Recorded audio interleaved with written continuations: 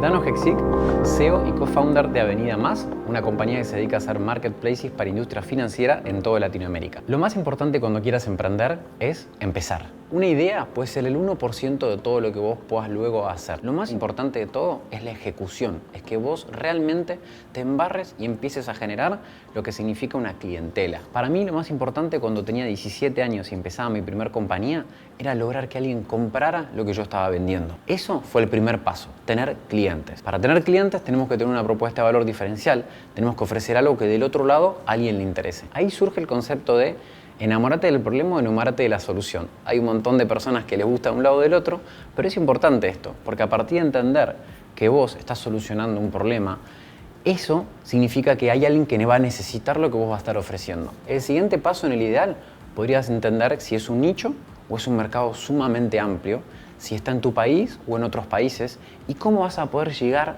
a esas personas. Ahí tocamos el concepto de canales de distribución. Obviamente cuando empezamos muchas veces no tenemos mucho dinero para invertir, quizás son nuestros ahorros, estamos viendo si vamos a empezar juntando inversión o no. Lo más importante es que al generar clientes vas a empezar a entender cuál es el costo de captar ese cliente en tu país o en otros países y cómo a partir de diferentes canales de distribución puedas hacer que llegue tu producto o tu servicio a esos clientes. Enamórate de entender ese canal. Si es por redes sociales, si es a partir de eventos, si es a partir de LinkedIn y mandar un cold email, que como tipo un mensaje cortito así por LinkedIn a ver si puedes hacer. En mi caso particular, con mi segunda compañía que se llamaba Wood People, me fui a todas las convenciones que habían de deportes extremos, lo más caradura que podía haber, iba y me juntaba con todas las personas que podía para entender si lo que nosotros queríamos hacer en Argentina era genuinamente un negocio y cómo lo podíamos escalar. ¿Y qué hacíamos? Volvíamos y manos a la obra para ejecutar, ejecutar y ejecutar. Entonces, sumamente importante entender una idea, entender si el mercado es grande y entender cómo puedes empezar a captar ese mercado. El resto de las cosas las puedes ir acomodando y las puedes ir empezando de a poco. Puedes empezar a trabajar con un estudio contable, con un estudio para sociedades, con algún estudio legal para algunas cosas particulares, pero van a ser parte de ese crecimiento de tu primer proyecto a convertirlo en una startup y idealmente en una empresa de crecimiento. Vamos a hablar de qué obstáculos pueden pasar en ese hermoso camino de emprender. Pero antes vamos a entender de un término que para mí es único. El emprendedor es el ser más resiliente que puede existir en la historia de la humanidad. Entonces, ¿qué significa esto? Poder saltear cada una de esas piedras que nos encontramos en el camino. Cuando un cliente se te cae, no te desanimes, no dejes de seguir empujando, pero sí entender por qué se cayó ese cliente. Cuando vos, por ejemplo, vendés B2B, que significa de un negocio a otro negocio, muchas veces esa conversación la podés tener y podés entender qué fue ese problema que hizo que tu servicio o tu producto no fuese lo que esperaban del otro lado.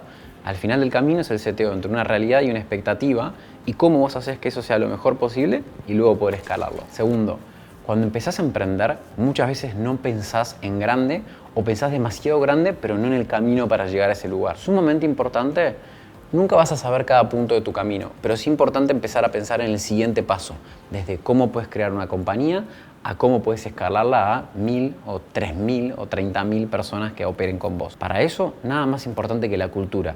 Y la cultura no es un set de valores que pones en una hoja y lo pegas. Es el ejemplo como vos, como founder, como empresario, como persona que está llevando esa compañía, deja. Si vos sos un remador o una remadora nata que lleva todo el tiempo y que hay un problema y pasa ese obstáculo, la cultura va a ser esa la que traspase a todo tu equipo y tu equipo va a seguir. Entonces, para mí, nada más importante que tener una cultura no tóxica y sumamente importante aliada a tus valores y a tus ideales como fundador.